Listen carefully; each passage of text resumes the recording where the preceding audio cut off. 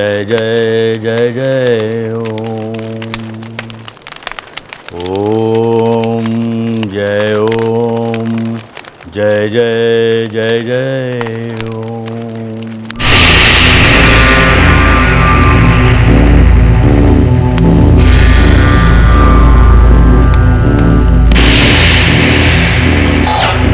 हमारा आशीर्वाद तुम्हारे साथ है। हमने तुम्हारे सारे दोष दूर कर दिए। अब जाओ और अपने मन को शुद्ध रखो। आज से ठीक 7 दिन बाद पूर्णिमा है। गर्भधारण के लिए उचित समय, उसके ठीक 9 महीने बाद तुम्हारी गोद भर जाएगी। हमारा आशीर्वाद है। ओम जय ओम जय जय ओम।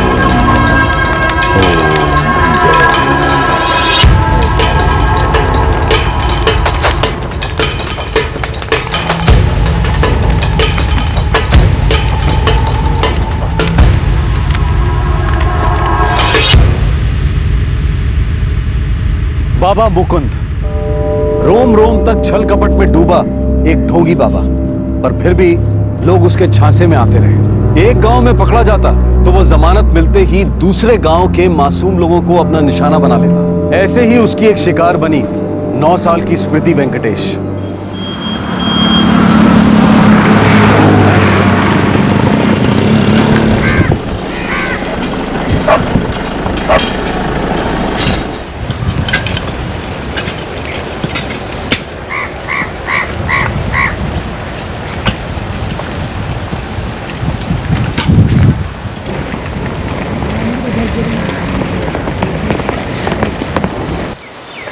अभी थोड़े टाइम के लिए आ जाना स्मृति।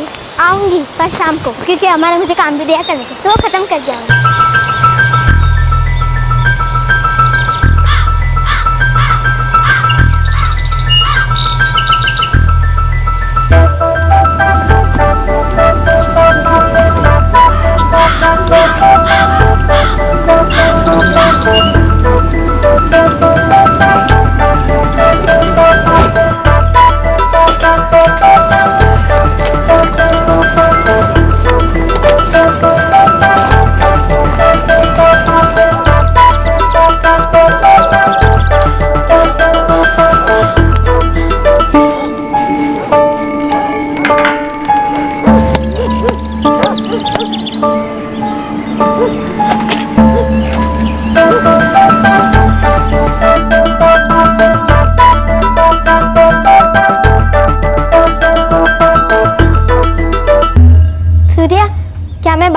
प्रियानी के साथ खेलूं? तेरा स्कूल का होमवर्क पूरा हो गया ना? आज तो होमवर्क मिला ही नहीं। अगर तू झूठ बोल रही है तो फिर सोच लेना। सच्ची कुछ भी होमवर्क नहीं मिला। ठीक है, भेज जा।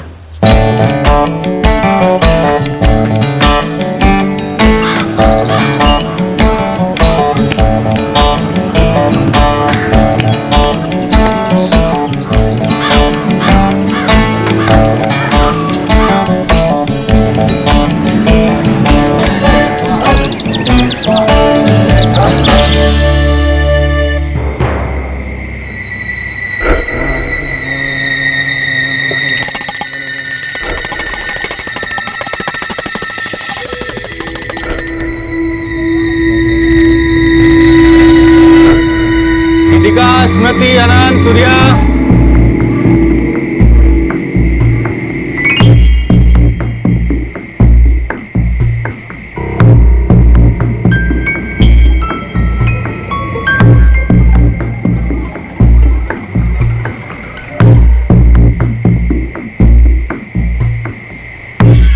ये तुम्हारी रक्षा करेगा।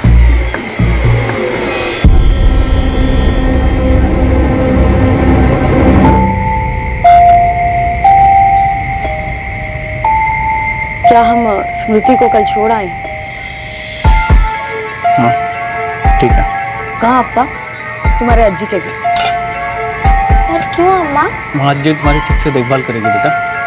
वहाँ अच्छा स्कूल भी है। पर अप्पा ये स्कूल भी तो अच्छा ही है ना। और मेरी दोस्त प्रियानी वो भी यहीं पर रहती है। स्मृति हमें पता है कि तुम्हारे लिए क्या अच्छा है।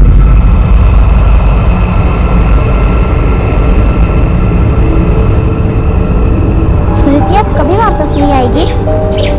वो मुझे नहीं पता, लेकिन अब वो वहीं पर स्कूल जाएगी। लेकिन स्मृति ने पहले कभी नहीं बताया। उसे भी कहाँ पता था, हमें भी इसके बारे में कुछ नहीं पता था। आज ही अम्मा अप्पा उसे ले गए।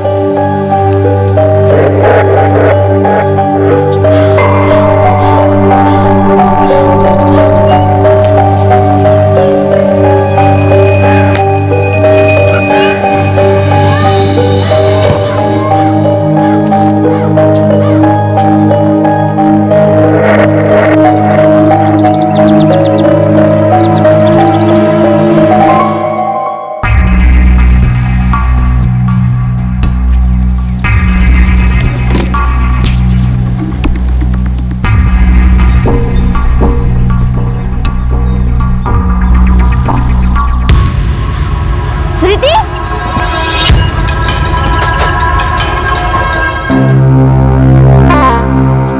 स्मृति तू कब आई? मैं कल ही वापस आई। मुझे तेरी बहुत याद आई। ना पढ़ाई करने में कोई साथ था, ना खेलने कूदने में। अब तो तू यही रहेगी ना? पता नहीं। तू अपने अम्मा पापा से बोलना कि तुझे यहाँ रहना अच्छा लगता है। हम रोज दोपहर को खेला करेंगे। आज शाम को तू खेलने को आएगी ना? पता नहीं, देखती हूँ। पर पहले घर का काम तो खत्म कर लूँ।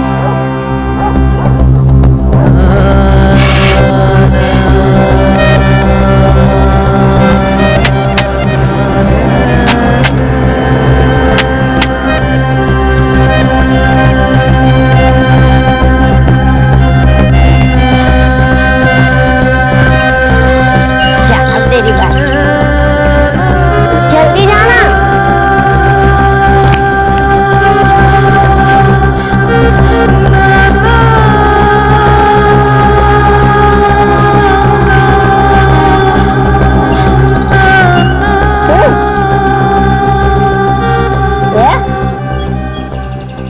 खाना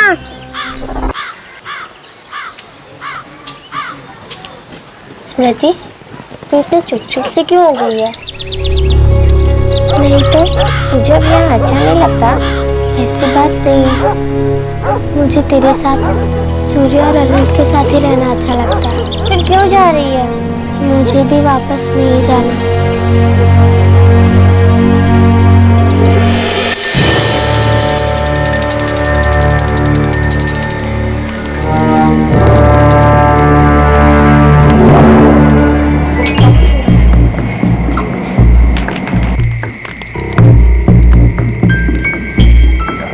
अम्मा, हाँ मुझे यहीं पर रहना है। देखेंगे। मुझे वापस नहीं जाना। स्मृति, तुम्हारे अप्पा बताएंगे कि तुम्हें क्या करना। कृतिका, स्मृति, अनंत, सूर्या।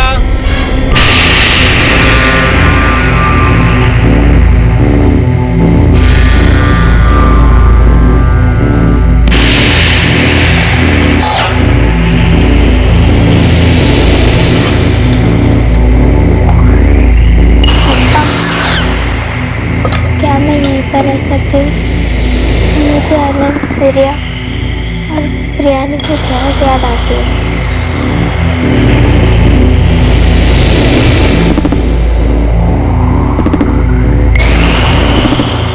2 महीने बाद मई 2013 में स्मृति फिर से अपनी नानी के यहाँ चली गई। स्मृति की दोस्त प्रियानी को बहुत दुख हुआ और वो फिर से उदास हो गई।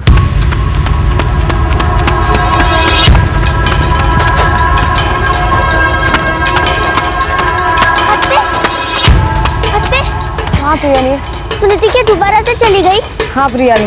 पर वो क्या इधर नहीं रह सकती? नहीं, वो अपने अज्जी के घर अच्छे से रह रही है।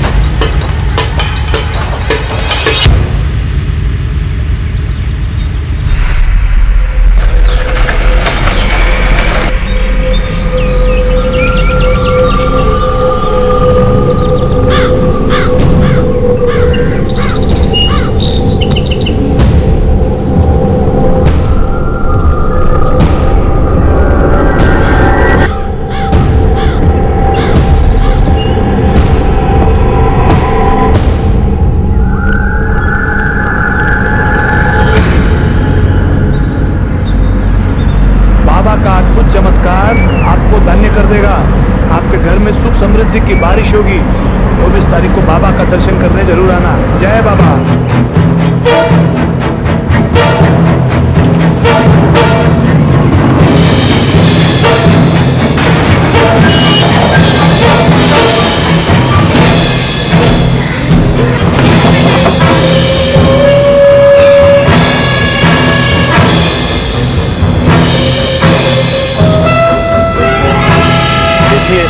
ये पर्चा आप तुम्हें नहीं बात। देखिए आप बाबा का अपमान कर रहे हैं। देखिए ऐसी कोई बात नहीं, आप चाहे तो मैं हर क्लास में बता दूँ, लेकिन ये पर्चे बांटना संभव नहीं। लोकल अथॉरिटीज़ को अगर पता चला तो बहुत मुसीबत होती है। तो ठीक है, हर रोज हर क्लास में इनके बारे में बताएं। जी मैं ज़रूर बताऊँ।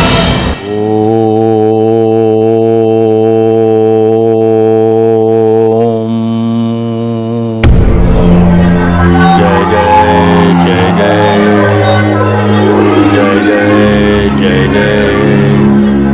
बाबा बाबा आपके चमत्कार की बहुत चर्चा हो रही है। ये तो बहुत अच्छी बात है। क्या हम इस होने वाले चमत्कार का लोकल चैनल पर भी विज्ञापन करवाएं? आसपास के गांव वालों को भी पता चल जाएगा। और केबल वाला भी आपका बहुत बड़ा भक्त है। करो बाला, करो।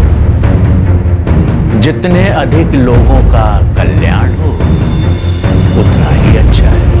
बाबा मुकुंद महाराज अपनी आध्यात्मिक शक्ति से हवन की अग्नि प्रज्वलित करें। एक जीवित कन्या स्वयं हवन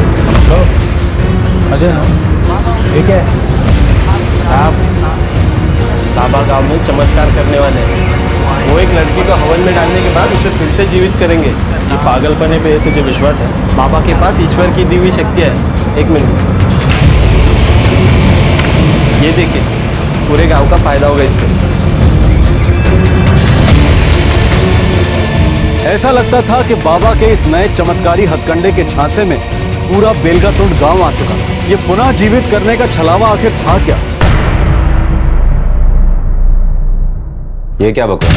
ये बाबा पहले लड़की को हवन में डाल के जलाएगा और फिर से जिंदा कर देगा। सर पूरा गांव ये देखने के लिए उत्सुक है। ऊपर से बाबा टीवी पे ऐड भी चला रहा है। इसका यहाँ आश्रम भी है। इसका मतलब काफी दिनों से एक्टिव है। हो सकता है सर धीरे धीरे इसने गांव वालों का विश्वास हासिल किया और अब बड़े हथकंडे पर उतरा। कुंडली निकालो इसकी, देखें जरा कौन है।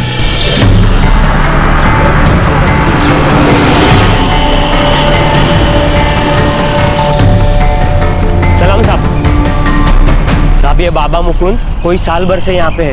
इसका आश्रम भी पहले से यहाँ पर था साहब, और ये अलग अलग गांव में जाके अपने ठिकाने बनाता है साहब। ये पहले भी किसी गांव में पकड़ा गया है? कोई बोलेगा नहीं साहब। हाँ, पर कई बार पुलिस हिरासत में लिया गया है और जमानत पे भी छूट के आया है। छूटने के बाद साहब ये गाँव बदल लेते हैं। हाँ साहब, इसका एक बड़ा पक्का चेला है, बाला चंद्रन और बाबा, ये दोनों एक ही साथ काम करते हैं साहब, और ये बाला ही उसकी सारी प्लानिंग करता है। धन्यवाद साहब।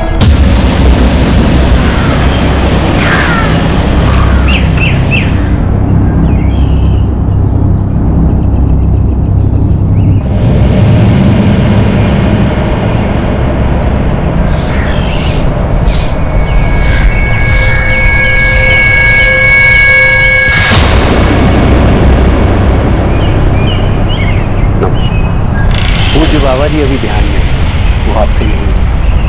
जी कोई बात नहीं, मैंने तो बाबा जी के चमत्कार के बारे में सुना था, तो बस उनको मिलने चला आया। आप दान देना चाहते हैं? जी जी, लेकिन मैं ये जानना चाहता हूँ बाबा आखिर में क्या चमत्कार करने वाले? क्या बाबा सच में किसी लड़की को हवन कुंड में डालने वाले? बाबा के पास दैवीय शक्तियाँ हैं। बाबा स्वयं देवता स्वरूप है। वो किसी भी मृत व्यक्ति को पुनर्जीवित कर सकते हैं। लेकिन ये कौन सी लड़की है जिसके साथ बाबा ये चमत्कार करने वाले?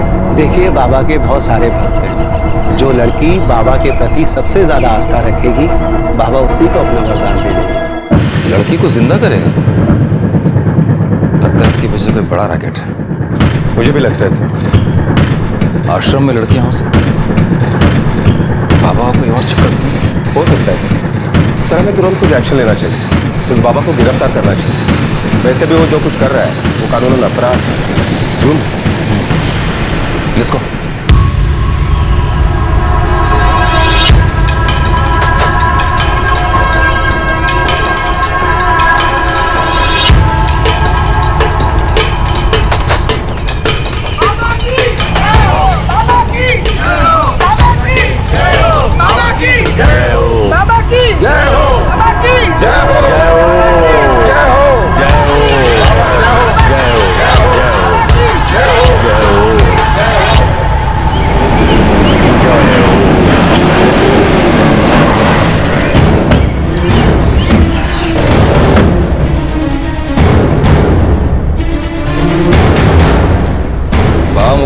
आपके नाम का अरेस्ट वारंट है हमारे पास। तो तुम बाबा की जासूसी करने आए थे? आप लोग जो ये चमत्कार कर रहे हैं ये गैर कानूनी है, जुर्म है। ये आप लोगों की समस्या क्या है और ये आप बाबा के ऊपर कौन सा आरोप लगा रहे हैं? मृत को जिंदा करना और ये चमत्कार लोगों को बताना ये एक अपराध है। बेटा, तुम्हें अवश्य कोई भ्रम हुआ है। इन लोगों की मुझ में आस्था है, मुझ में जो भी शक्तियां हैं उनकी अभी सही जानकारी नहीं है तुम्हें। बाबा, अब लोगों को धोखा देना बंद करो। हमारे पास डिस्ट्रिक्ट मजिस्ट्रेट का वारंट है तुम्हारे नाम, लोगों में अंधविश्वास फैलाने के लिए और ऐसे चमत्कार का वादा करने के लिए जो कि अपराध है। Arrest him. ये बाबा के ऊपर एक हमला है, उनका अपमान है और ये हम कभी सहन नहीं करेंगे। आप लोग हमें गोली चलाने के लिए मजबूर ना करें। एक मिनट, गोली चलाने के लिए मजबूर ना करें। देखिए, आप लोग बाबा के साथ ऐसा व्यवहार करके अपने लिए मुसीबत खड़ी कर रहे हैं। बेटा, तुम लोग मुझसे दूर ही रहो, उतना ही अच्छा है, वरना अनर्थ हो जाएगा। मुझे स्पर्श करते ही तुम सब भस्म हो जाओगे बेटा। पुलिस! पुलिस! पुलिस! अगर आप लोगों का ये सब इसी तरह से चलता रहा तो हमें और पुलिस फोर्स बुलानी पड़ेगी। लेके चलो। Come on।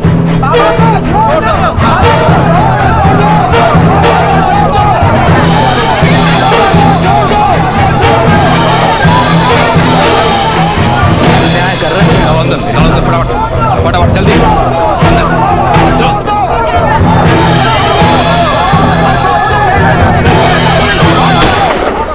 आप लोग सामने से हट जाइए वरना मैं किसी के बारे में कुछ नहीं सोचूंगा। चलो।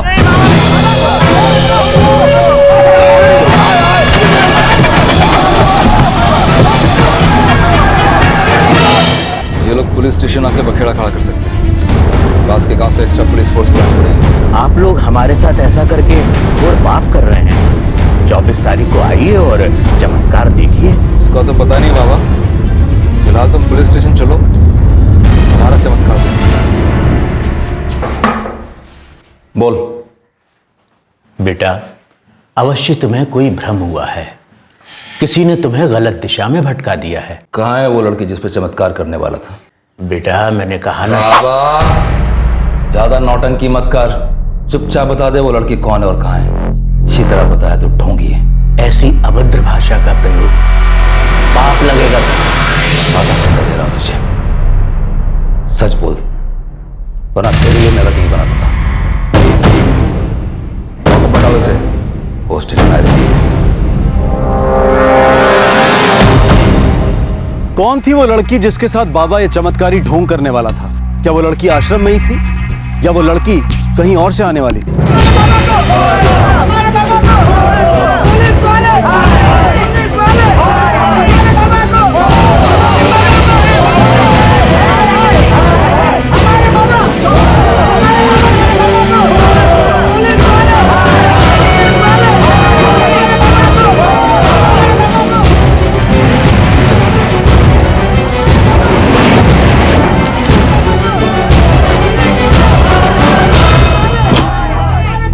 सर, आश्रम में कोई लड़कियां नहीं है। बाबा ने कहीं छुपा के रखी होगी।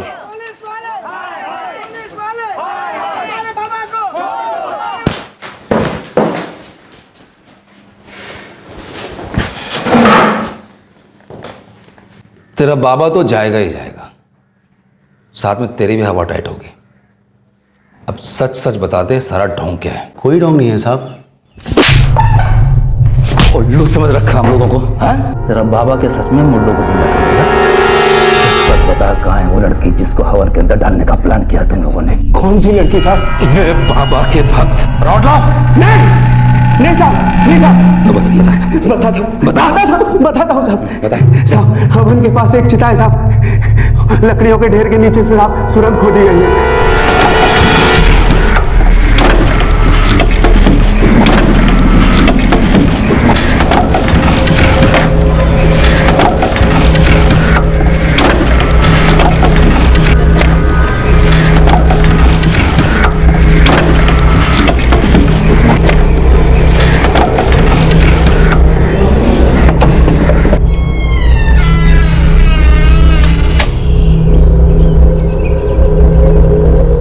सुरंग कहाँ जाती है? एक कमरे में वहां से पलंग के नीचे से एक रास्ता निकलता है बाबा के कमरे की ओर।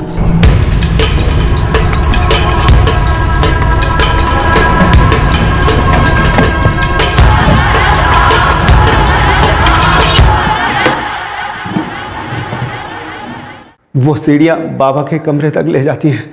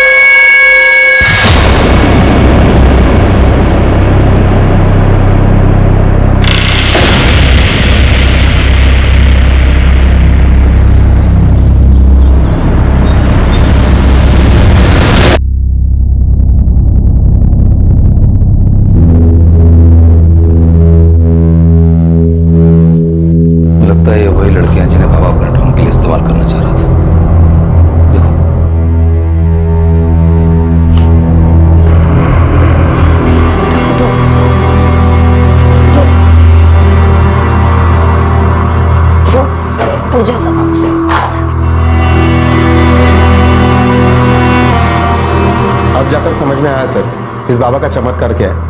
इन बच्चों को सुरंग के जरिए निकालकर फिर उन्हें ही जिंदा दिखाता है ये। इन लड़कियों की हालत काफी खराब है।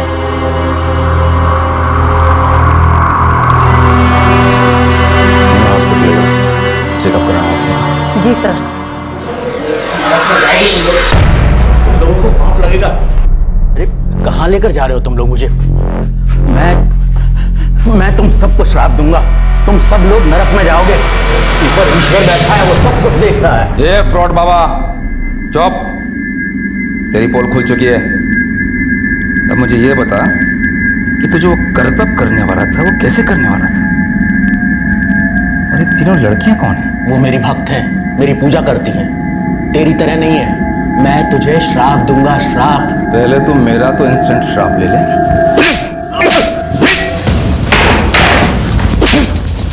कृपा करके बाबा पे हाथ मत उठाइए, अनर्थ हो जाएगा। मत उठाइए। बताएगा? बताएगा? बताता हूँ, बताता हूँ। बता। मैं हवन करने वाला था।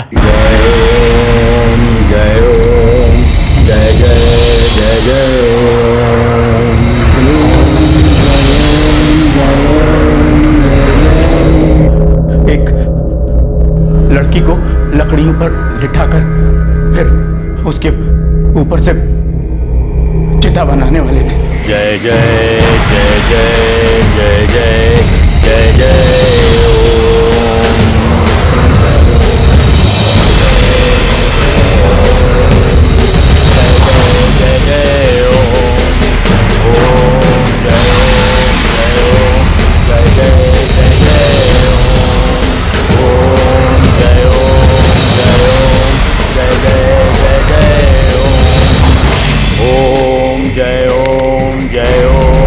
वो लड़की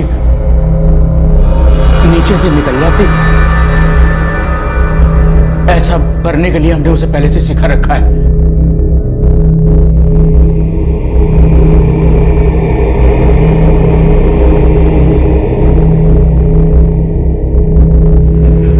फिर वो सुरंग के रास्ते मेरे कमरे में चली जाती।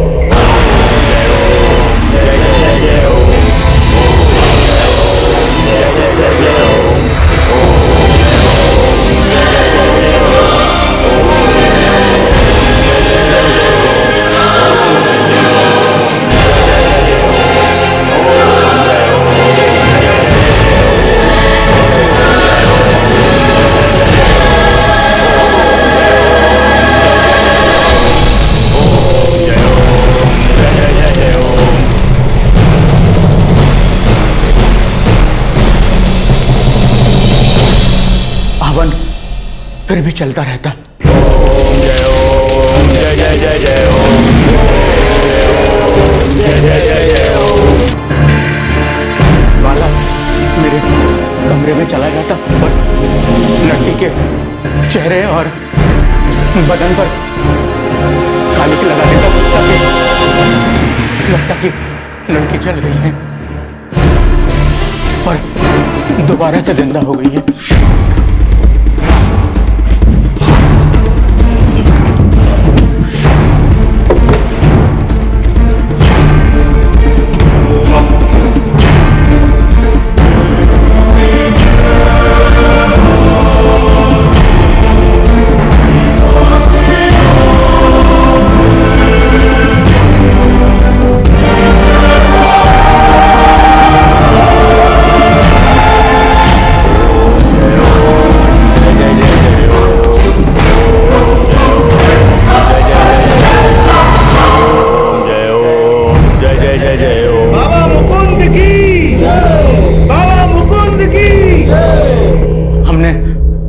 रात को कई बार इसका अभ्यास भी किया है मेरे भक्तों के साथ जो जनता के बीच रहने वाले थे। बहुत बड़ा ढोंगी है, बहुत बड़ा। इन दोनों का अच्छे से बयान ले लो और अगर बयान ना दे तो डंडे का इस्तेमाल करो।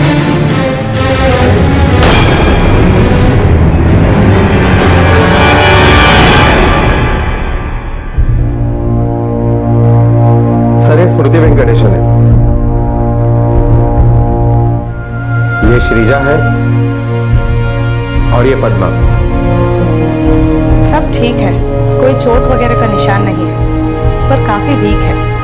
लगता है काफी दिनों से इन्हें कुछ खिलाया नहीं। इनसे बात हो सकती है? जानना चाह रहा था ये लोग वहां पहुंची कैसे। अब कल बात कर लीजिए, आज इनकी हालत उस लायक नहीं है, बहुत घबराए और थके हुए।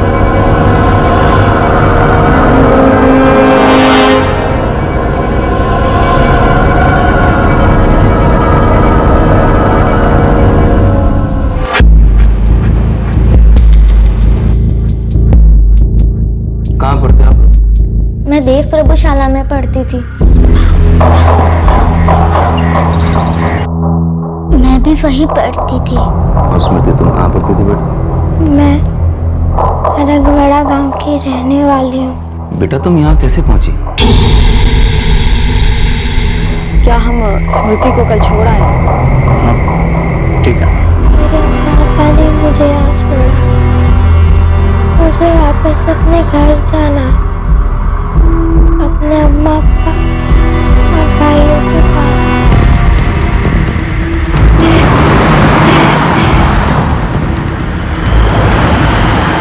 श्रीजा और पद्मा को उनके माँ बाप ने इस स्कूल में भेजा था सर। जिस स्कूल को वो ढोंगी बाबा फंड करता है। लेकिन स्मृति के माँ बाप ने उसे खुद बाबा के आश्रम में क्यों छोड़ दिया? अब्बा, अब्बा, अब्बा, घर में पुलिस आई है। वो लोग आपको और अम्मा को घर पे बुला रहे हैं।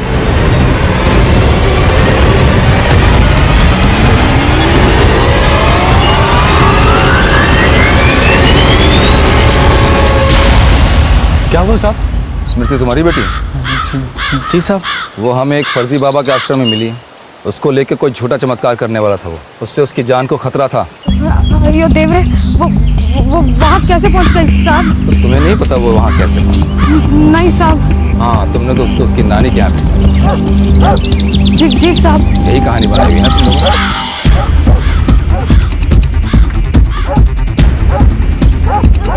सब लोगों को ये बोल के बेवकूफ बनाया हुआ है कि स्मृति नानी के यहाँ गई है। नहीं साहब। क्या? कहाँ है स्मृति? क्या हुआ उसे? वो अपने नानी के घर नहीं है? नहीं बेटा, स्मृति के अम्मा पर झूठ बोल रहे हैं। नहीं साहब, हम क्यों झूठ बोलेंगे साहब? तो वो छोटी सी बच्ची झूठ बोल रही है।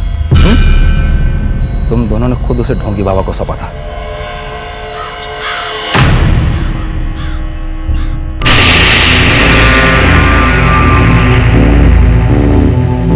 तुम लोग अब पूरी तरह से धन्य हो जाओगे। मेरा आशीर्वाद तुम्हारे साथ है।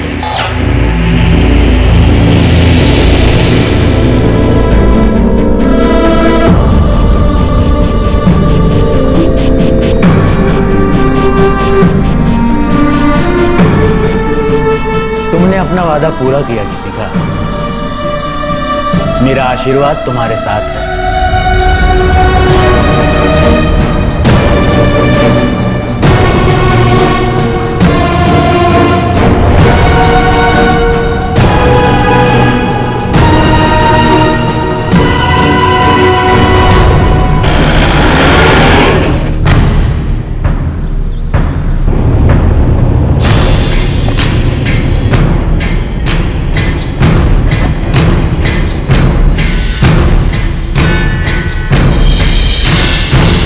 सूर्य आनंद अम्मा अप्पा।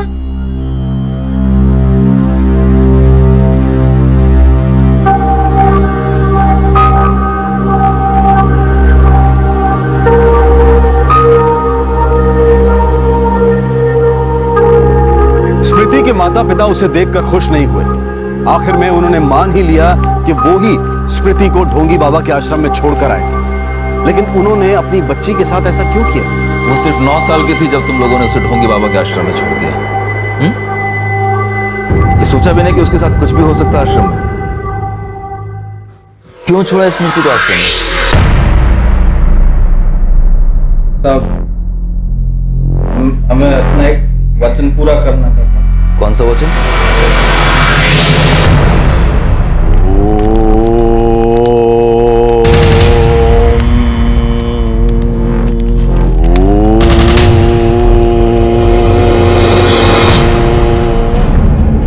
मैं माँ नहीं बन पा रही थी साहब, तभी मेरी दोस्त ने कहा बाबा से मिलने को, और फिर हम दोनों चले गए नल्लकोटा गांव बाबा से मिलने। और बाबा ने हमें आशीर्वाद दिया साहब।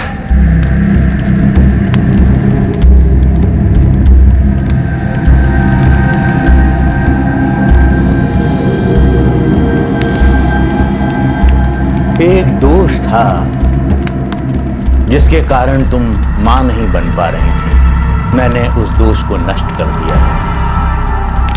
अब शीघ्र ही तुम्हें संतान की प्राप्ति होगी।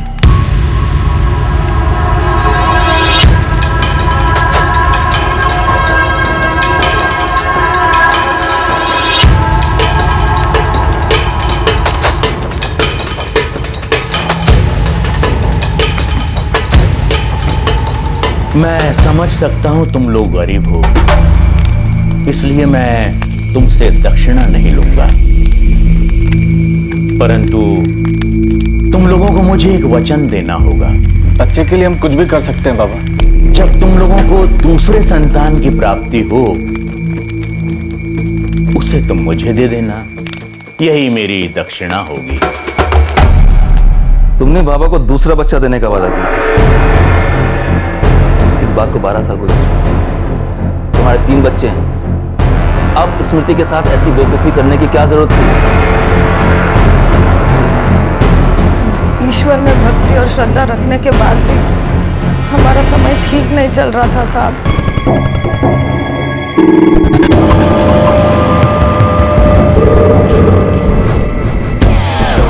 घर का खर्चा भी नहीं निकल रहा था साहब, बहुत तंगी थी।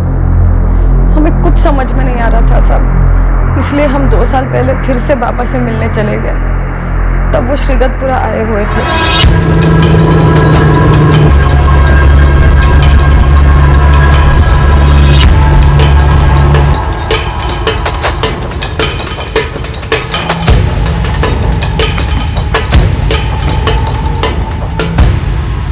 साफ सी बात है, तुम लोगों को कठिनाई तो होनी ही थी। बाबा कृपया हमारी मदद करो। कुछ लोग ऐसे होते हैं जो बाबा के उपाय बताने के बावजूद भी नहीं समझते। बाला, याद है तुम लोगों को, तुमने अपनी दूसरी संतान मुझे देने का वादा किया था। जब तुम लोगों को दूसरे संतान की प्राप्ति हो, उसे तुम मुझे दे देना। यही मेरी दक्षिणा होगी। तुम लोगों ने सोचा भी कैसे कि बाबा से किया वादा तोड़कर तुम लोग सुख से रह पाओगे? गीतिका, कितनी संतान हुई तुम्हें? बाबा 3। अपनी दूसरी संतान को बाबा की सेवा में अर्पित किया। तुम तुम्हारी दूसरी संतान हमारी है। यदि वो तुम्हारे पास रहेगी तो श्राप बन जाएगी, यदि मेरे पास रहेगी तो तुम्हारे लिए सुख समृद्धि का कारण बनेगी।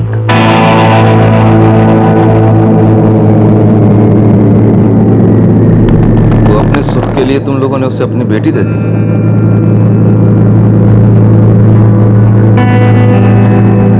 तुम्हारे पड़ोसी से पूछा हमने, उनसे भी कहा था तुमने कि स्मृति नानी के घर है। 6 महीने के बाद जब वापस आई तो तुमने उसे फिर से वापस भेज दिया। साहब, जब हम उससे बाबा के पास ले गए श्रीगतपुरा, तो वहाँ किसी बच्चों की संस्था ने छापा मारा था साहब, तो उन्होंने स्मृति को वापस ले जाने को बोला। स्मृति, अब तो तू यही रहेगी ना? हाँ, मुझे यहीं पर रहना, मुझे वापस नहीं जाना। फिर बाबा छूटने के बाद वो यहाँ बेलगातुन में आ गए, तब हमने स्मृति को वापस बाबा के पास भेज दिया साहब।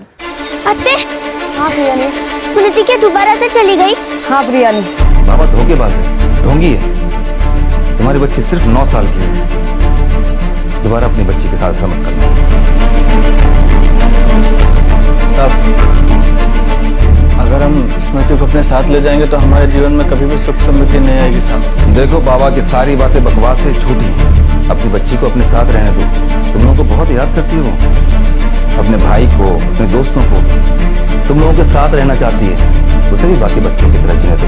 नहीं साहब, हम स्मृति को कभी घर वापस नहीं ले जा सकते साहब। वो आई तो हमारे लिए भला नहीं होगा साहब। हाँ साहब, भगवान का शाप होगा साहब। बाबा बोले कि बहुत बड़ा अभिशाप होगा। नहीं साहब, हम स्मृति को साथ नहीं ले जा सकते साहब। साहब, आप जो सजा देना चाहते हो दे दो साहब, लेकिन हम स्मृति को घर वापस नहीं ले जा सकते। ये पूरा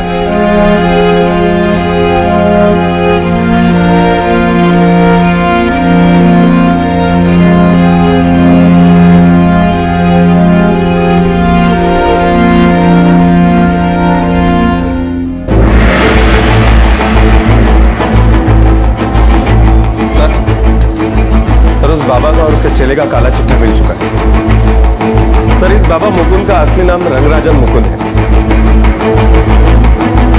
और इसके चेले का नाम बालचंद्रन है। ये पुराने दोस्त हैं, पहले आवारागर्दी किया करते थे। अब लोगों को ठगने का एक नया तरीका इन लोगों ने ढूंढ निकाला। इतने सारे केसेस चल रहे हैं लोगों के ऊपर, फिर भी लोगों को बेवकूफ बना रहे हैं, नोट छाप रहे हैं। लोग ऐसे ढोंगियों के चक्कर में आ जाते हैं सर, और इसीलिए हमारा देश ऐसे ढोंगियों से भरा पड़ा। चाइल्ड केयर कमेटी को फोन किया? सर, वो कल आ रहे हैं। हमें स्मृति को बताना होगा।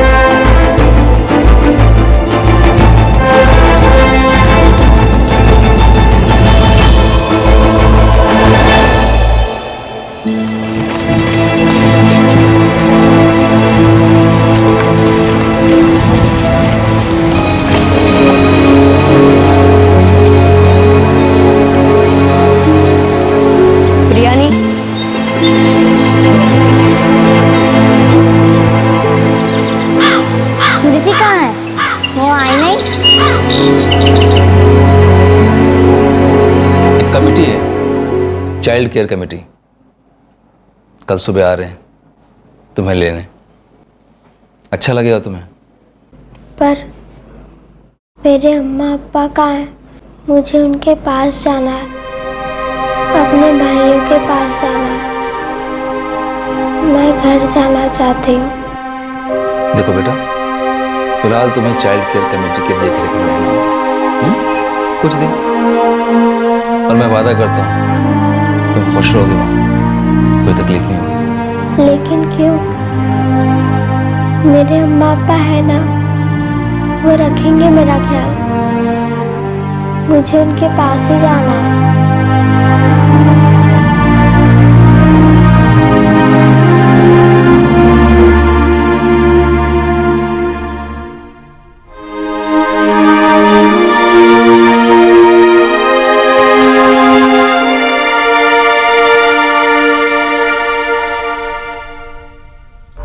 धोखेबाज बाबा और उसके चेले पर गैर कानूनी तरीके से बंदी बनाने के लिए आईपीसी की धारा 342 और 10 या उससे अधिक दिनों के लिए गैर कानूनी तरीके से बंदी बनाने के लिए धारा 344, किसी महिला के खिलाफ आपराधिक बल का प्रयोग करने के लिए धारा 354B, हत्या की कोशिश के लिए धारा 307 और किसी के मन में दैवीय प्रकोप का भय पैदा करने के लिए धारा 508, गलत तरीके से बंदी बनाने के लिए दफा 341, the prevention of children from sexual offence act, POCSO case section 11 और 12 के तहत चार्जेस लगाए गए हैं। दोनों अभी न्यायिक हिरासत में हैं। स्मृति के साथ बचाए गए बाकी बच्चे उनके परिवारों को सौंपे जा चुके हैं, लेकिन स्मृति चाइल्ड कमेटी की देखरेख में है क्योंकि उसके माता पिता ने उसे स्वीकार नहीं किया। इस मामले ने मीडिया का बहुत ध्यान खींचा था, इसीलिए स्मृति को एक 9 साल की बच्ची को मिलने वाली सारी सुविधाएं और सुरक्षा मुहैया कराई गई। ऐसे ढोंगी पाखंडियों की हमारे देश में बिल्कुल कमी नहीं है, न सिर्फ देहात और दूर दराज के इलाकों में, बल्कि ये ढोंगी बड़े बड़े शहरों में भी पाए जाते हैं। चाहे चमत्कारी अंगूठी हो, कड़ा हो या भगवान की तस्वीरें, जो इंसान मुश्किल में होता है वो इन्हीं चीजों को अपना सहारा मान लेता है। लेकिन जरा सोचिए, इस दुनिया में ऐसा कौन सा इंसान है जिसके जीवन में कोई मुश्किल या परेशानी ना हो। बड़े शर्म की बात है कि कुछ बड़ी शख्सियतें भी ऐसे धोखेबाज धंधेबाजों की बेवकूफाना चीजों की वकालत करते हैं, जिन चीजों को हम अक्सर भगवान मान बैठते हैं। यहाँ तक के कॉर्पोरेट ओन्ड मीडिया हाउसेस भी रात के अंधेरे में अपने खाली टाइम स्लॉट से पैसा बनाने के लिए इस तरह के चमत्कारी आइटम्स बेचते हैं। और हमारे कानून बनाने वाले सांसद नेता सेक्युलरिज्म और कम्युनलिज्म की परिभाषाओं पे झगड़ रहे हैं। अगर ईमानदारी से कहा जाए तो ऐसे बाबाओं को लोगों को बेवकूफ बनाने से रोकना कानून और कानूनी संस्थाओं के लिए भी बहुत मुश्किल है। लेकिन अगर इन्हें कोई रोक सकता है तो वो हैं आप और हम।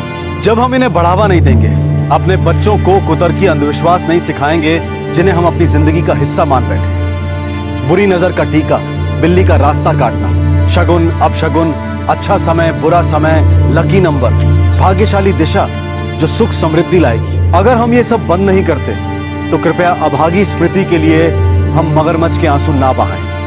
क्योंकि अगर ऐसे ही चलता रहा तो कहीं ना कहीं एक और स्मृति हमारी ऐसी आपराधिक उदासीनता की वजह से अकेली नर्क झेलने पर मजबूर होगी। हमारे आज के एपिसोड की दूसरी कहानी।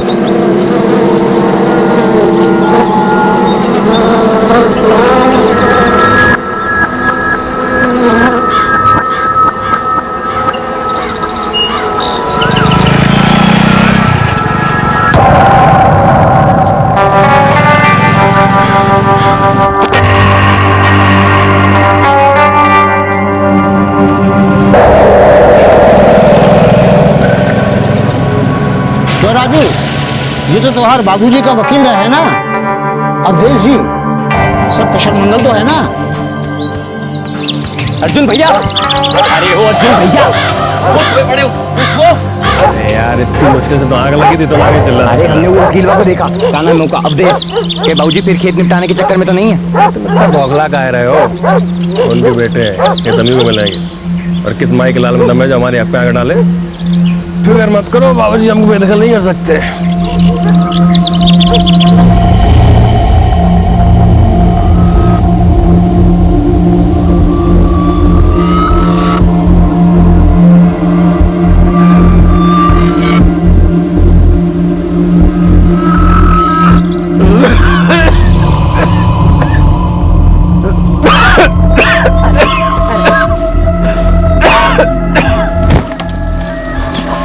सोच समझ कर ये फैसला किया हो ना? बिल्कुल सोच समझ के।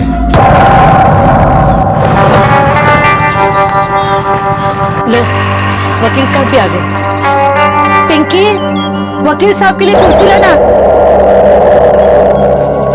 प्रणाम मनमोहन जी। प्रणाम वकील बाबू।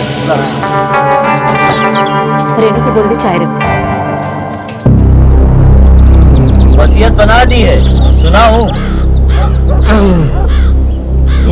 मैं मनमोहन चौहान, पुत्र स्वर्गीय दामोदर चौहान, निवासी ग्राम बारुकिया, जिला उन्नाव, उत्तर प्रदेश, अपनी 12 बीघा जमीन जिसका पंजीकरण क्रमांक BK 12267/98 और ग्राम बारुकिया, जिला उन्नाव, उत्तर प्रदेश में स्थित है, यह निष्पादन करता हूँ कि मेरी मृत्यु परांत इस जमीन की इकलौती हकदार मेरी धर्मपत्नी प्रमिला चौहान होगी और इस जमीन से जुड़े सारे फैसले यही करेंगी जब तक कि ये अपनी मर्जी से इस जमीन को किसी और के नाम नहीं कर देती। कैसा चाहते थे, ठीक है ना?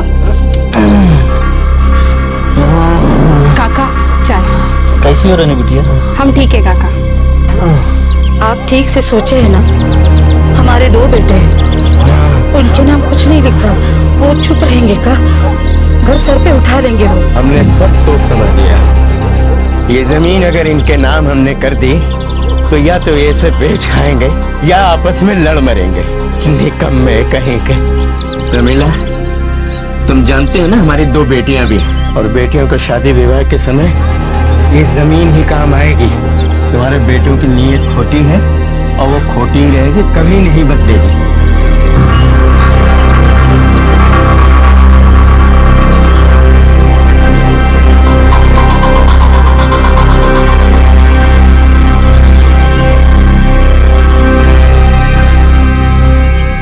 वसीयत, जमीन का बंटवारा अक्सर घरों में कलेश की वजह बन जाता है और खून के रिश्तों में भी दरार पैदा कर देता है। जो वसीयत छोड़कर जा रहा होता है उसे यह चिंता सताती रहती है कि उसके फैसले से सारे घर का भला होगा भी या नहीं। और अक्सर जो अपने आप को वसीयत का दावेदार मानते हैं वो कई बार उसे पाने के लिए अपनों का खून बहाने से भी नहीं चूकते।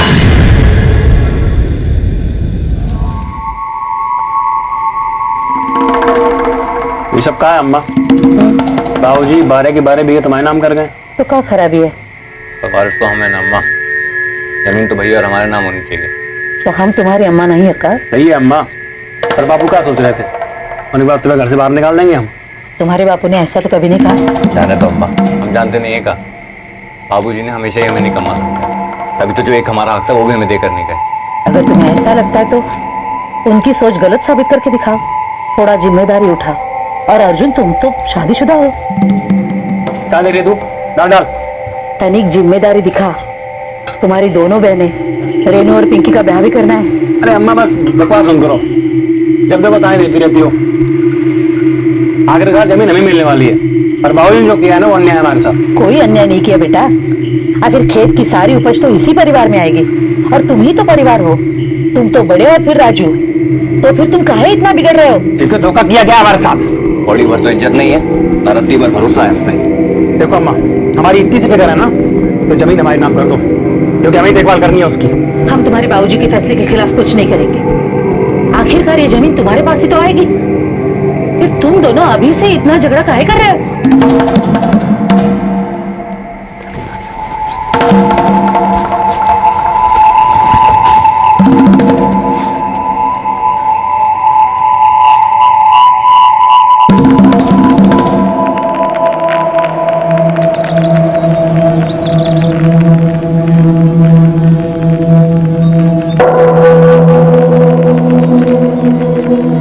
आपकी बेटी रेनू पसंद है। हमें भी आपका बेटा उमेश पसंद है। पर हाँ, हमने पंडित जी से दोनों की कुंडलियां भी मिलवा ली है। जब सब कुछ सही है तो क्यों ना ब्याह जल्द से जल्द कर दे। हमें कोई एतराज नहीं है, कहो तो अभी समूह दिलवा देते। जैसा आपने।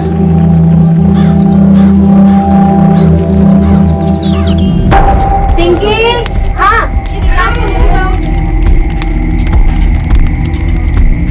अम्मा, एक तो ब्याह का इतना खर्चा, ऊपर से लाख रुपया और। देखो लड़का अच्छा है, कमाते खाते घर का है। अरे पर अम्मा, तुम तो जानती हो कि कितना ना मिले है। अब अगर लड़की की शादी करनी है तो पैसा कहाँ से लाओगी? अरे कुछ तो करना पड़ेगा ना। मानो इस बार जाने देते इस रिश्ते को तो क्या होगा? ब्याह तो करना पड़ेगा ना। जैसे जैसे उम्र बढ़ जाएगी खर्चा और बढ़ जाएगा। तो फिर अम्मा तुम ही देख लो, कहाँ से लाओगी इतना पैसा, हमें नहीं पता। सोच ले अम्मा, जरा ठीक से सोच ले।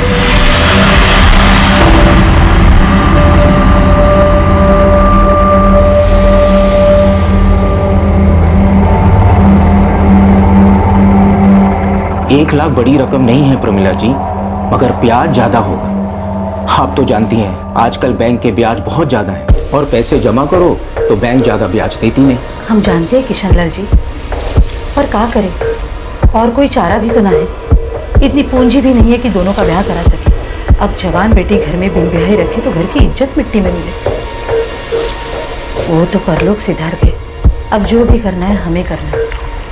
हम आपका कर्जा धीरे धीरे चुका देंगे, खेत की कमाई से थोड़ा थोड़ा बचाकर आपका पैसा लौटा देंगे। ठीक है।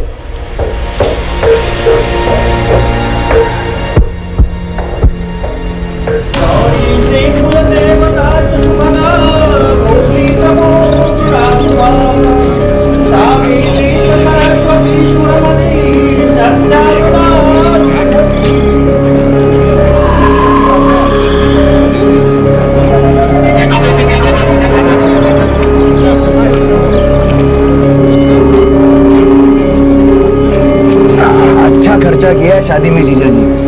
क्या करें, मैंने हमारी करना तो पड़ेगा ना। खेती कैसे चल रही है? खेती में इस पर कमाई कहाँ है? 12 बीघा जमीन है आप दोनों भाइयों के पास, कुछ कम नहीं है। उपज नहीं तो कुछ और सोचो। अरे कहाँ सोचिए, जब जमीन है ही नहीं तो। मतलब बापू ने सारी जमीन अम्मा के नाम कर दी है, हम भाई को छोड़ा ही नहीं कुछ। चिंता मत करो। भैया जल्दी चलिए, अम्मा रस्म के लिए बुला रही है। हाँ तुम चलो, हम आते हैं। अच्छा।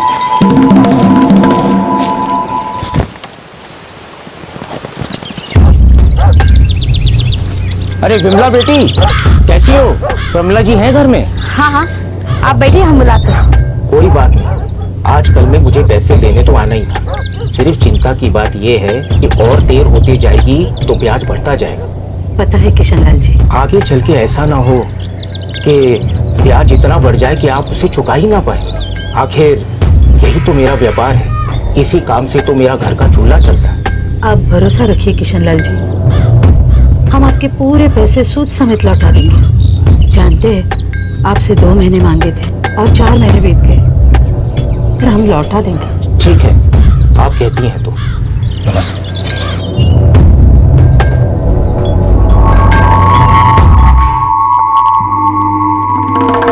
हमने पहले ही कहा था अम्मा, गलत कदम उठा रही है, भुगतो। अरे तो दहेज में इतना देने की जरूरत क्या थी? बात करती थोड़ा कम ज्यादा ना हो जाता। अब काहे बोल रहे हो? तब कोई मदद काहे नहीं की? तो हमसे कुछ पूछ के तय किया था? सारे पैसे तुमने खुद ही लिए थे, कर्जा लेने का फैसला भी तुम्हारे खुद का था। तो और क्या करते हम? तुम लोग काहे कुछ नहीं करते? अरे क्या करे हो, इतना बन पर तो उतना करते हैं ना। सब्जी डालो भाभी।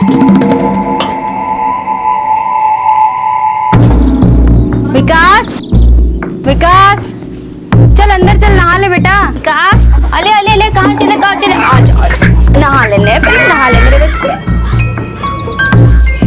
काका देखिए, अगर आपको सही लगता है तो जमीन का एक टुकड़ा बेच दीजिए। कितने में बिकेगा 1 बीघा?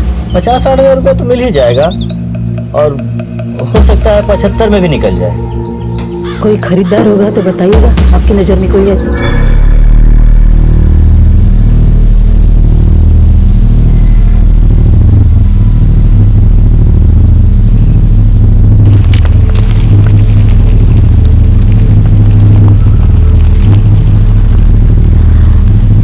इस जमीन में से 2 बीघा बेचना है। काहे की खेती होती है?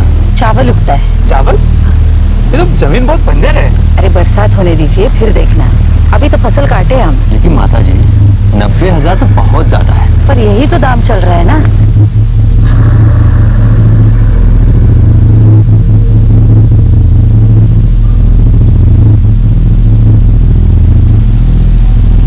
ठीक है, पर 75 से 1 पैसा कम ना होगा। नहीं मतलब क्या है तुम्हारा? काय बेच रही हो 2 बीघा? हमें सूद समेत कर्जा चुकाना है, इसलिए बेच रहे हम। पर जमीन तो भैया और हमारी नाम पे है, तुम इसे बेचने का फैसला कैसे ले सकती हो? तो फिर कर्जा चुकाने के लिए पैसे ले आओ, हम नहीं बेचते। जमीन तो हम नहीं बिकने देंगे। जमीन हमारे नाम पर है अर्जुन, और हम जो कर रहे हैं ना, अपने परिवार की भलाई के लिए, अपने बच्चों की भलाई के लिए कर रहे हैं। जमीन नहीं बिकेगी अम्मा, आखिर जमीन के वारिस हम हैं। हमें धमका रहा है का तू राजू? तो फिर कान खोल के सुन लो, जमीन तो नहीं बिक सकती बस, और इस बात पे कोई बहस भी नहीं। जमीन हम बिकने नहीं देंगे। तो फिर तुम दोनों सूद समेत कर्जा 2 महीने में चुका दो। किशनलाल जी को जबान दी है हमने, अगर कर्जा उतार नहीं सकते ना तो फिर हमें 2 बीघा बेचना ही पड़ेगा।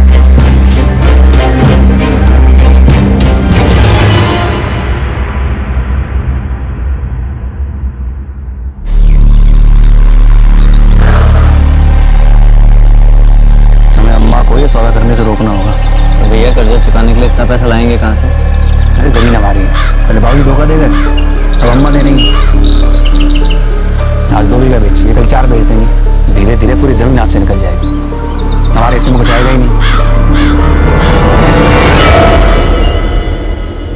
तो क्या करें भैया?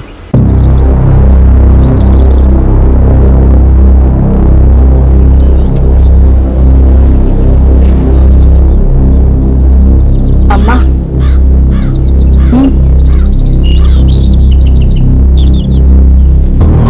तनी उनकी बात भी सुन लो, मतलब उन्हें भी जरा समझने की कोशिश तो कर। देखो बहुरिया, वो दोनों हमारी औलादे हैं, घर की जिम्मेदारी उन्हीं को उठानी चाहिए। उन दोनों को जो करना था उसमें उनके बापू ने उनकी बहुत मदद की, मगर उन दोनों ने कोई भी काम कभी दिल लगा के किया नहीं, ना पढ़ाई की ना कमाई। अरे जमीन तो उनकी कमाई है, जितना हक इन बेटों का है ना उतना ही हक रेनू और पिंकी का भी है। दोनों बेटियां भी वारिस है, हम तो सिर्फ उन्हें उनका हक दे रहे हैं। अब मेहरबानी करके ये बात अपने पति को भी समझा दो।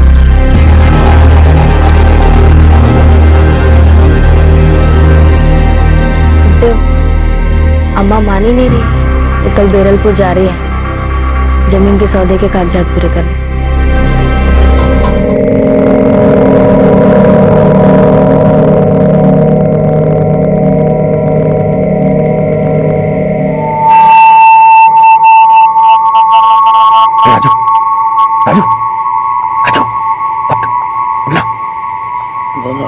तुम सोते ही रहो, वहां जमीन हाथ से निकल जा रही है।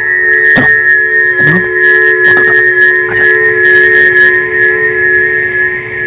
हमें अम्मा को रोकना होगा। अम्मा को? होगी हमारी अम्मा, लेकिन इस वक्त हमारी दुश्मन बनी बैठी, और दुश्मन को एक बार ढील दी तो जिंदगी भर गुलामी करनी पड़ेगी। भैया लेकिन है तो हमारी अम्मा ही। अरे अम्मा है तो हमारी फिक्र क्यों नहीं करती? हमारी जिंदगी बर्बाद करने पे क्यों तुली हुई?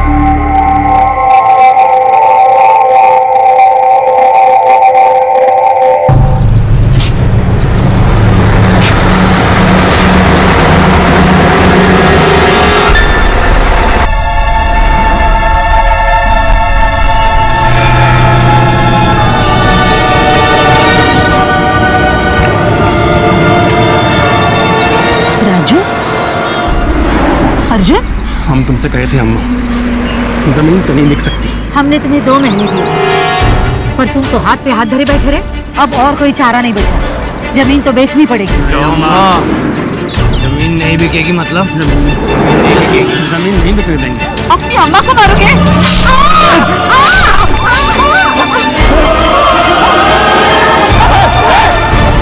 तो मर गई।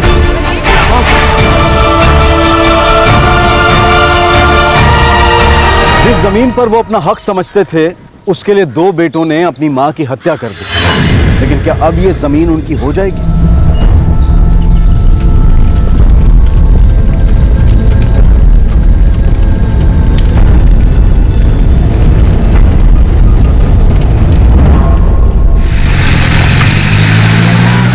अपनी माँ का खून काहे कर दिया?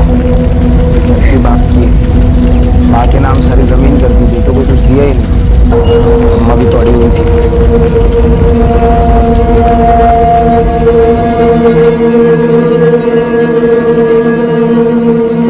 हम पूरी कोशिश कर रहे हैं आपकी जमानत के लिए, मगर चार्जशीट दायर होने के बाद ही आपकी केस की सुनवाई होगी। विमला कैसी है? ठीक है, हम उसकी खबर लेते रहते हैं। अच्छा, उससे कहना कि वसीयत का कागज निकाल के रखे, बाहर निकलते ही जमीन अपने नाम करवानी।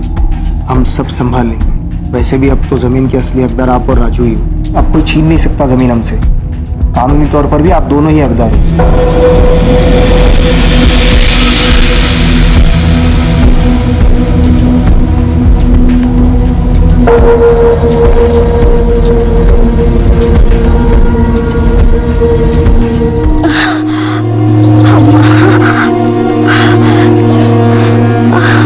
हम अस्पताल निकलते हैं पिंकी, तुम बाद में आ जाना।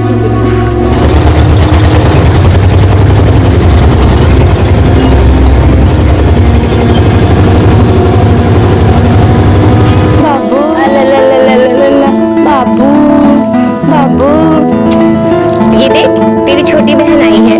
बाबू बाबू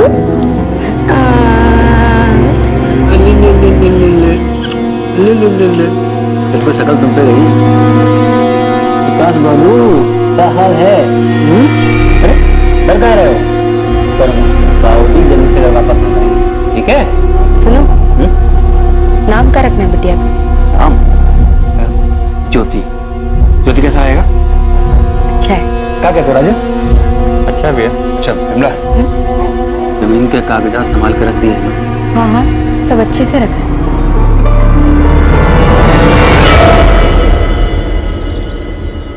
एक साल हुआ रहा दोनों को जेल में। 302 लगा है पवन, खून का केस है, इतना आसानी थोड़ा छूट जाएंगे।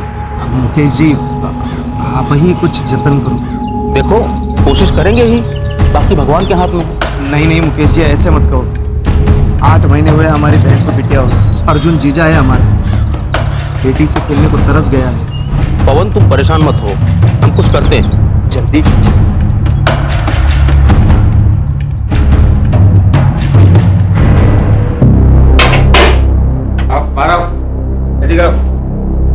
भैया ये क्या बात हुई भैया?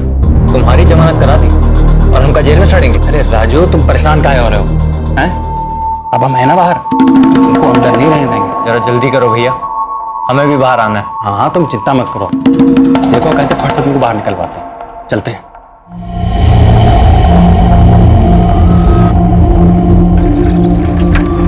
जो गांव वाले तुम दोनों को पकड़े रहे वो बैठे थोड़ी ना रहेंगे इस कोर्ट कचहरी के चक्कर में। देखना वो उनके केस में कोई दम ही नहीं मिलेगा। सबसे पहले वो जमीन हम हमारे नाम कराएंगे। जीजा जी ये काम जल्दी निपटाना अच्छा रहेगा। सही।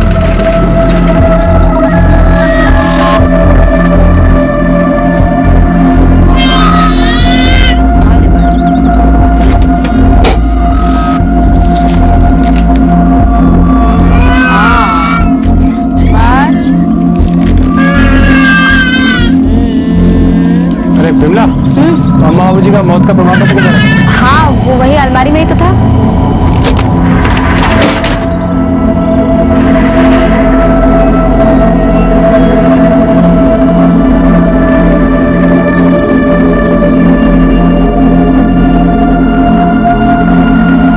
हाँ भाई हो जाएगा।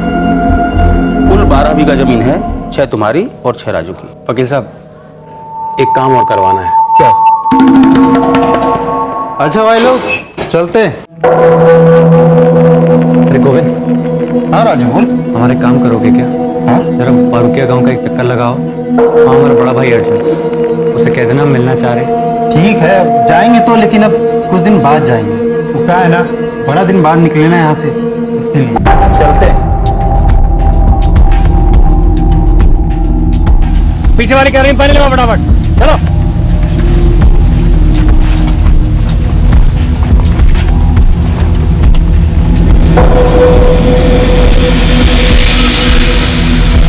सुनो, वो गोविंद फिर आया था।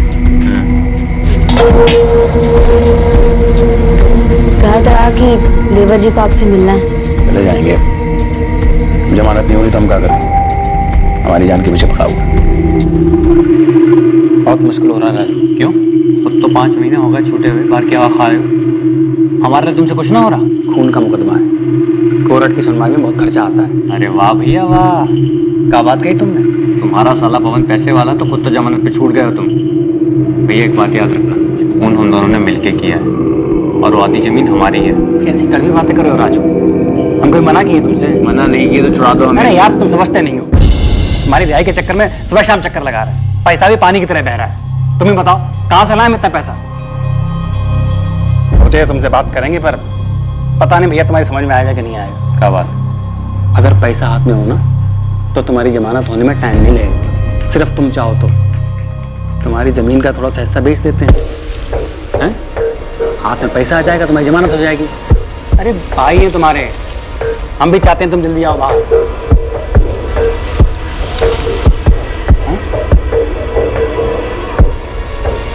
कितनी जमीन बेचना हो भैया? ये कागज में कहाँ लिखा है कि कितना जमीन बेच रहे हो? अरे अब जितने पैसों की जरूरत होगी उतनी जमीन बेचेंगे ना, हैं? उससे एक बिलान ज्यादा नहीं बेचेंगे। जगह खाली छोड़ दीजिए। भैया भरोसा कर रहे हैं, हमें धोखा मत देना। भाई है तुम्हारे, तुमसे बेईमानी करेंगे? हैं? चलो लगाओ, लगा लो।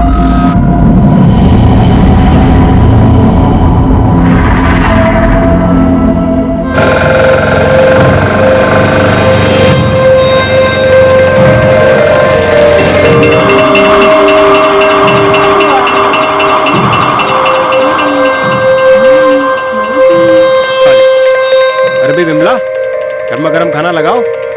हैं? इतने दिनों बाद राजू वापस आया है। अच्छा राजू, पिंकी के ब्याह की बात चलाई है। वो अपने उमेश जी है ना, रेनू के पति, उनके छोटे भाई बबलू के साथ। तुमने ठीक नहीं किया। अरे काहे ठीक नहीं किया? अच्छा लड़का है, अपना उमेश जी का छोटा भाई है। तो बता, हम पिंकी के ब्याह की बात नहीं कर रहे।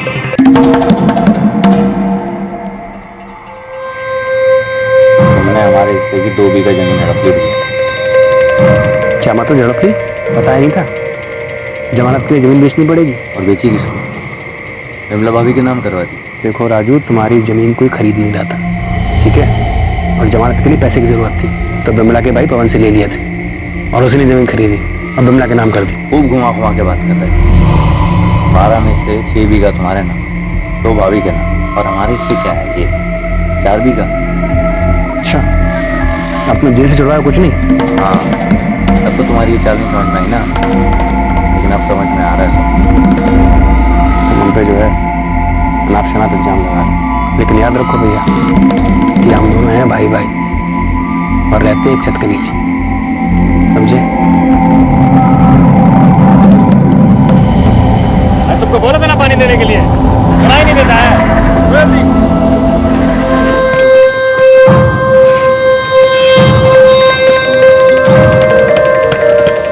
दोनों ने मिलकर अपनी मां को जमीन बेचने से रोकने के लिए एक प्लान बनाया और अपनी मां का खून कर दिया। लेकिन अब जाकर राजू को एहसास होने लगा था कि अर्जुन हर कदम पर उसका फायदा उठा रहा था और वो इसके बारे में कुछ नहीं कर पा रहा।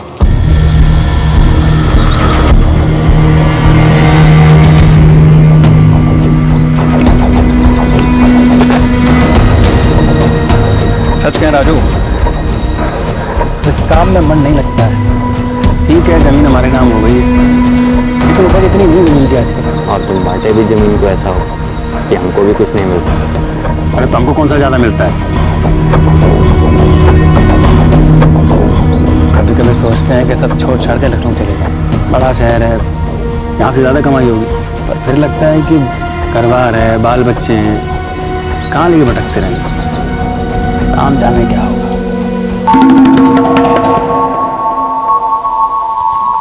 तुम बोलो, क्या सोचते हो? पता नहीं। देखो, हमारी मानो तो तुम लखनऊ निकल लो। अरे तुम अभी अकेली जान हो, घर बार का बोझ नहीं है, वहाँ चले जाओगे, 4 पैसे ज़्यादा कमाओगे, यहाँ बड़े बड़े सड़ते रहोगे। हाँ?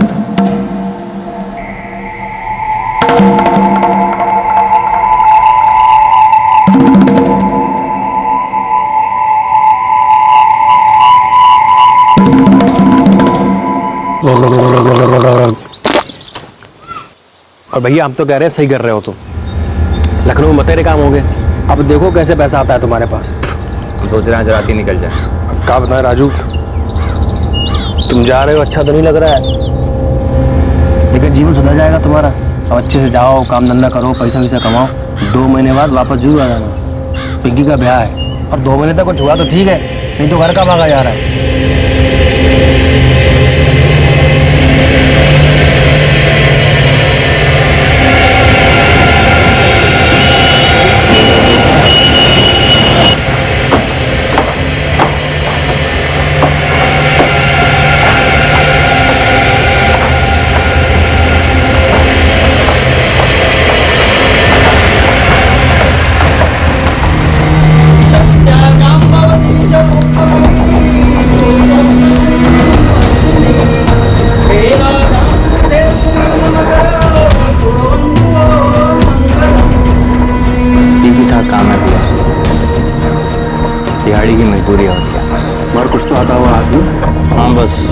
गुजर रही है।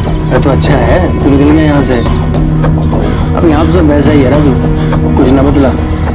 देखो भाई अब हम कब निकलते हैं यहाँ से।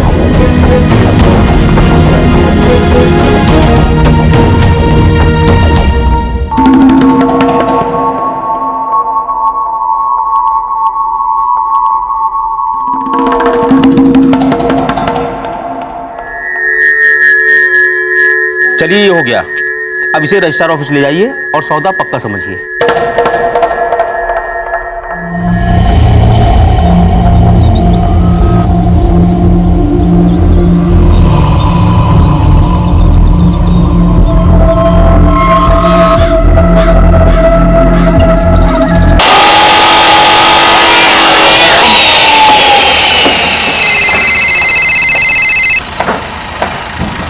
हेलो, हाँ बोलो गोविंद। ठीक? अरे कुछ ठीक नहीं। तू सुनेगा तो तेरे पांव तले जमीन खिसक जाएगी। क्या हो गया? अरे तुम्हारा भैया है ना, तुम्हारे हिस्से की जमीन बेच दी उसने।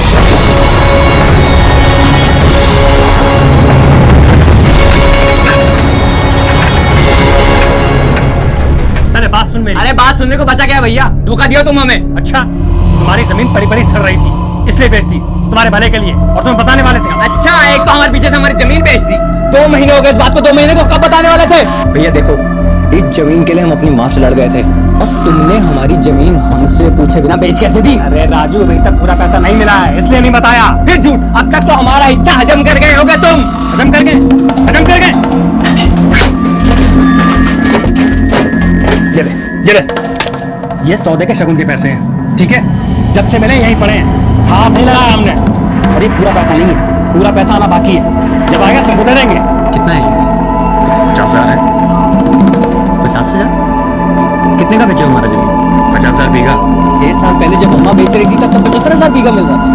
भैया तुम कह रहे हो 6 साल में कीमत बढ़ने की जगह घट गई है। राजू तुम्हारी जमीन बंजर थी, कुछ लाभ था वहाँ पे, जितने मिले बहुत है। जमीन ना आजकल मिट्टी के भाव बिक रही है। मिट्टी के भाव में भी गई है भैया, कि हम डाल रहे हो हम पे हमारा पैसा बटोर के। क्यों ना लगा रहे हो भाई भाई करके हमें, लेकिन हमें होने नहीं देंगे, याद रखना। तुझे अपने सगे भाई पे भरोसा नहीं है? अरे हटाओ अपना सगा सौतेला। और एक बात याद रखना भैया, चोर हो तुम, चोर। अगर हमें हमारा पैसा नहीं मिला 75,000 रुपया बीघा के हिसाब से, किसी को जमीन पे कदम नहीं रखने देंगे, हम बता रहे हैं। राजू, राजू, तुम तो मेरी बात सुन। भाई जमीन का ये भाव चल रहा है, बहुत धोखा खा लिया भैया भाव में। आखिरी बार कह रहे हैं हमें हमारा पूरा पैसा दे दो, वरना ठीक नहीं है। अरे राजू तुम समझते नहीं हो, जिनको जमीन बेचे हैं ना उन्होंने 1 महीने का टाइम मांगा है बकाया देने के लिए। जैसे हमारे हाथ में पैसे आएंगे ना तुम्हारे हाथ में रख देंगे। और सोचो इतने पैसे से क्या कुछ नहीं कर पाओगे। 5 साल तक घिसाई करोगे ना तब भी इतना पैसा नहीं कमा पाओगे, समझे? और बैंक में रख दोगे तो जिंदगी भर ब्याज खाओगे। अब बैठो।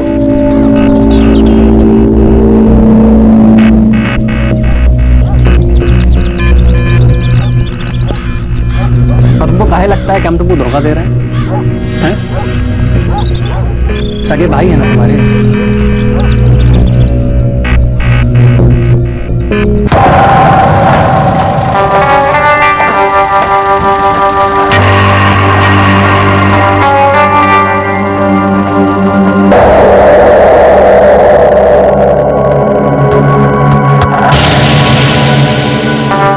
भैया 2 महीना हो गया, पैसे का कुछ हुआ? अभी तक पूरा पैसा मिला नहीं है राजू। हाँ, जब तक पूरा पैसा नहीं मिलेगा तब तक जमीन पर हाथ नहीं रखने देंगे, तुम चिंता मत करना।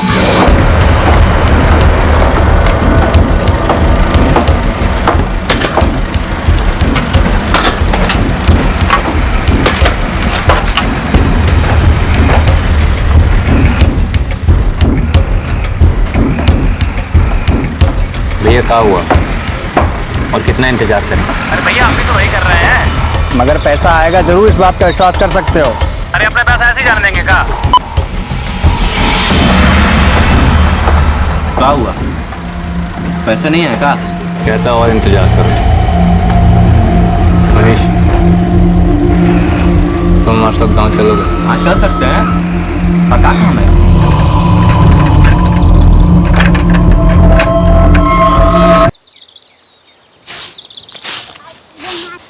विकास, ये क्या कर रहे हो तुम लोग? दिखाई नहीं दे रहा है? लगाएंगे तुमको एक थप्पड़। चलो उठा के रखो।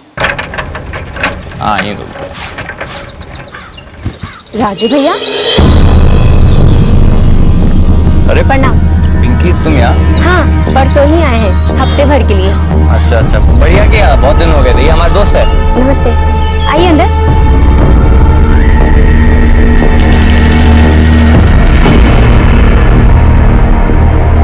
जब से राजू आया है हम दोनों साथ मिलकर मजदूरी करते हैं। भाई अच्छा है कि शहर में उसका तुम जैसा दोस्त है राजू। तुम भी शादी ब्याह का सोचो। सोच रहे हैं।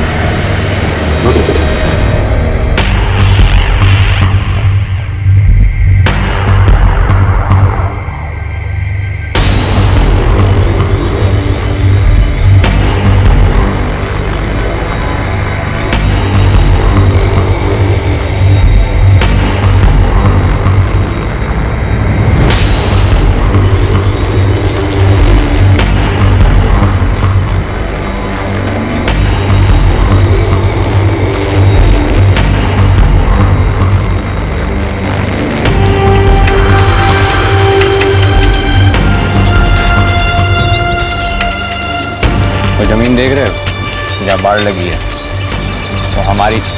तुम्हारे भैया ने अपनी जमीन वैसे की वैसे रखी है और तुम्हारी बेच दी।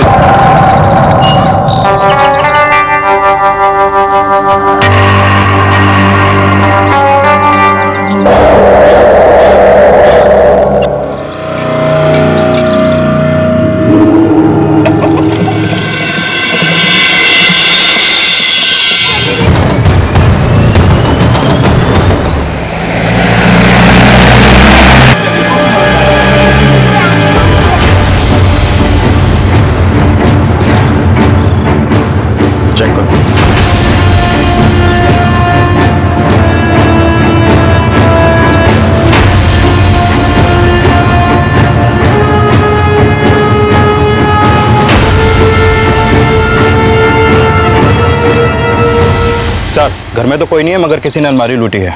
लेकिन अर्जुन का छोटा भाई राजू, उसका दोस्त और उसकी छोटी बहन पिंकी तो यहीं थे। कल रात भी यहीं थे? जी हाँ साहब, हमने कल रात को उन सबको यहीं देखा था।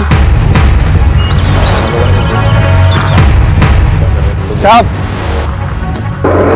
इस आदमी ने उन तीनों को देखा, राजू, पिंकी और राजू का दोस्त, तीनों को। हाँ साहब, मैं सुबह सुबह उन तीनों को रेलवे स्टेशन पर छोड़ करके आया हूँ। कितने बजे? 6:30 बजे। साहब राजू सुबह सुबह हमारे घर पे आया और हमको नींद से उठा करके ले गया।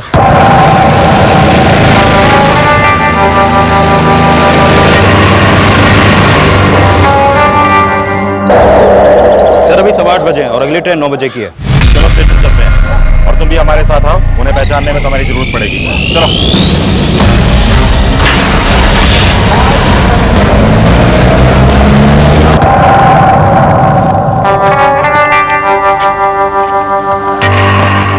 बजे से पहले कोई ट्रेन नहीं है क्या? अरे हमें आने में देरी हो गई, 6:45 की एक ट्रेन और थी।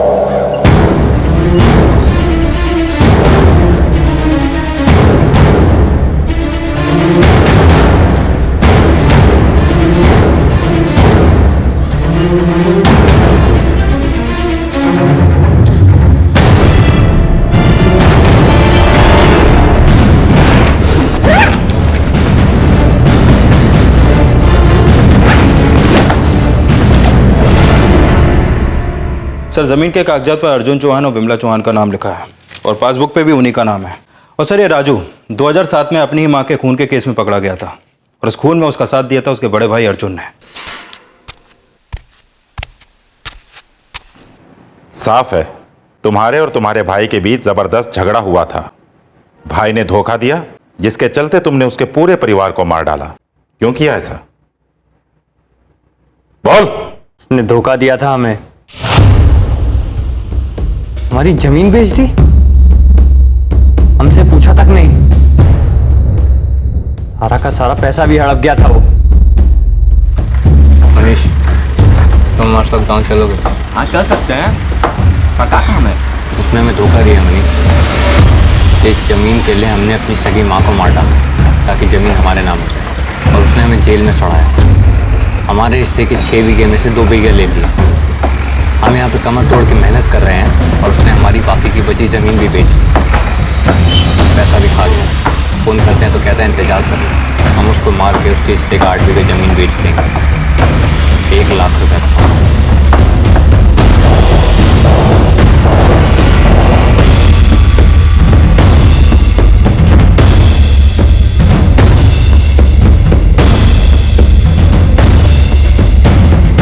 राजू कैसे करे? तेरी बहन यहाँ पे सोई हुई है। मुझे क्या पता था नहीं क्या होगी, क्या इंतजार करते हैं।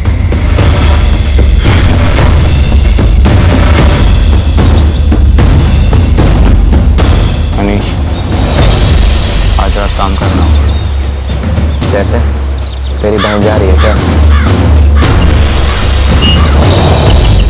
अरे हमेशा ही हमसे झूठ बोलता रहा पिंकी।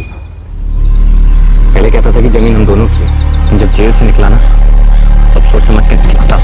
झूठ पे झूठ बोलता रहा। पहले टुकड़ा टुकड़ा करके हमारी जमीन बेच दी और बाद में सारी बेच खाई। लेकिन भैया हम ये काम में आपका मदद नहीं कर सकते हैं। 8 बीघा जमीन है, 8 बीघा। हमें हमारा सिर्फ 5 बीघा चाहिए, बाकी का 3 बीघा तुम रख लेना। हमें हमारे 1 बीघे के पैसे मिल चुके हैं और मनीष को भी हम अपने हिस्से से दे देंगे। देखो पिंकी, अगर ईमानदारी से हमारे में बंटवारा होता जमीन का तो रेनू को, तुमको, अर्जुन को, मुझको 3-3 बीघे मिलते कि नहीं मिलते? होता ना। तुम सोचो तुम्हारा वही 3 बीघा है। 3 बीघा जमीन कम नहीं है तो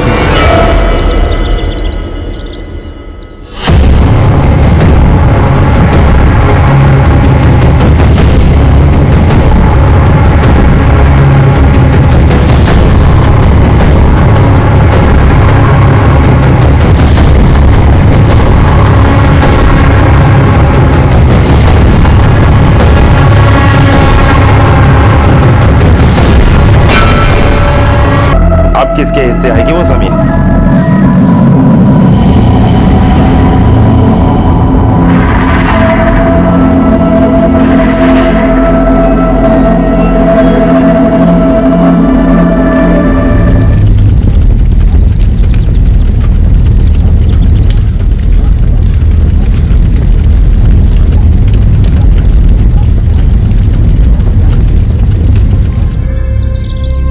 हमारे 2 बेटे हैं, उनके नाम कुछ नहीं लिखा।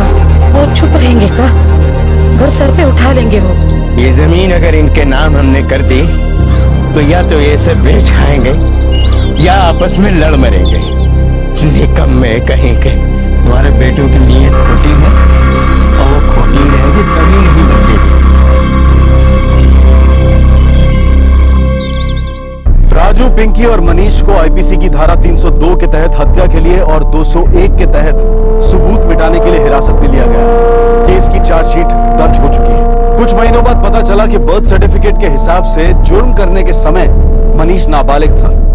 वो इस वक्त जमानत पर रिहा है। अपनी मां प्रमिला के खून के केस में राजू को सेशन कोर्ट ने बरी कर दिया है, क्योंकि उस मर्डर केस में राजू के खिलाफ गवाही देने के लिए कोई आगे ही नहीं आया था। अर्जुन और उसके परिवार के खून का केस अब तक अदालत में नहीं आया और इस वक्त पिंकी और राजू न्यायिक हिरासत में। आखिर में दोनों भाइयों में से किसी को भी क्या मिला और जो कुछ विरासत में मिला था उसमें भी उन दोनों ने क्या बढ़ोतरी की? अपने अपने हिस्से की जमीन पाने के लिए उन दोनों ने कितनी जाने दी? आमतौर पर जो व्यक्ति अपनी विरासत छोड़ जाता है वो अपने वारिसों का भला ही चाहता है, लेकिन अगर विरासत का बंटवारा सही भी हो तो भी कई बार खून बहता है। उन वारिसों का हर एक वारिस अपने ही फायदे को देखता है ताकि उसे ही सबसे ज्यादा मिले। हर एक वारिस जमीन जायदाद के साथ साथ रिश्तों के भी टुकड़े करने पर आमादा हो जाता है, बजाय इसके कि वो शांति और भाईचारे से अपनी विरासत को संभाले। आपसे फिर मुलाकात होगी क्राइम पेट्रोल दस्तक में एक और नए केस के साथ। तब तक अपना ख्याल रखें, सुरक्षित रहें और याद रखें उस पुरानी कहावत को जो हम सब ने बचपन से सुनी है, लालच बुरी बला है। जय। इस तरह के और भी एपिसोड देखने के लिए हमारे चैनल को सब्सक्राइब करें और बेल आइकन दबाना ना भूलें।